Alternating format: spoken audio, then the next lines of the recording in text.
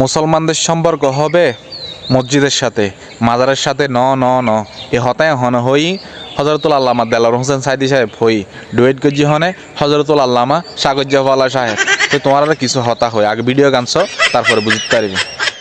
মাজারের সাথে মুসলমানদের সম্পর্ক হবে না, মুসলমানদের সম্পর্ক হবে মসজিদের সাথে। কিসের সাথে বলেন? যে মুসলমানদের সম্পর্ক হবে মসজিদের সাথে, মাজারের সাথে।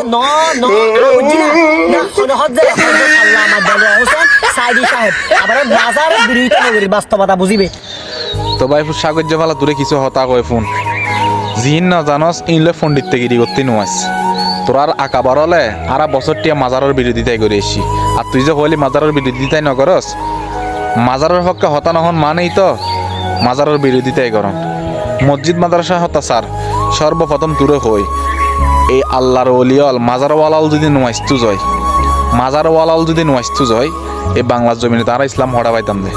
এই বাংলার জমিনের মেদি তুই আই মুসলমান দেখতাম না, ইয়ান তো আসলে মগর রাজ্য বেড়া। হতা বাড়তে হয়তো একটু সাবধানে হতা হইস। তোরা রাখা বড়ার খবর যাইছা এখন মাজার পরিণত ওই এটা যাই মানুষের জিয়ারত গড়ের ইন যাই ভিডিও করি না ফারস। দেলার হোসেন সাইদের খবর মধ্যে যাস না, যাই না ভিডিও বানা দেখ দেখিবি যে মানুষের খবর যায় যায় জিয়ারত গড়ের। আবার তুই এনে সালামত দের ইন সগন ন পরে তোরার যিনি মাজারের বিরোধিতাই করে সর্বপ্রথম ইনলি বাংলার জমিনে তুলি সবচেয়ে বড় মুনাফেক মাজারের বিরোধিতায় যারা করে তারা। কারণ জিনুর কারণে ইসলাম পাই, জিনুর কারণে আরা আল্লাহর ঘর মসজিদ পাই, জিনুর কারণে বিয়া কিছুই পাই। ইনুর নমানন মানি মুনাফেক কি করন, ইনুর কাছে সবচাইতে বড় মুনাফেক। তো তোরা তাল্লা হই উল্টা পাল্টা ভিডিও বানানো বানাস জিন ঘর তুই ঘর না তাক ফলা সারা ঘড়ি ঘড়ি ভিডিও বানা গটিয়া আমাকে যেন মনে হয় ঘর গতি।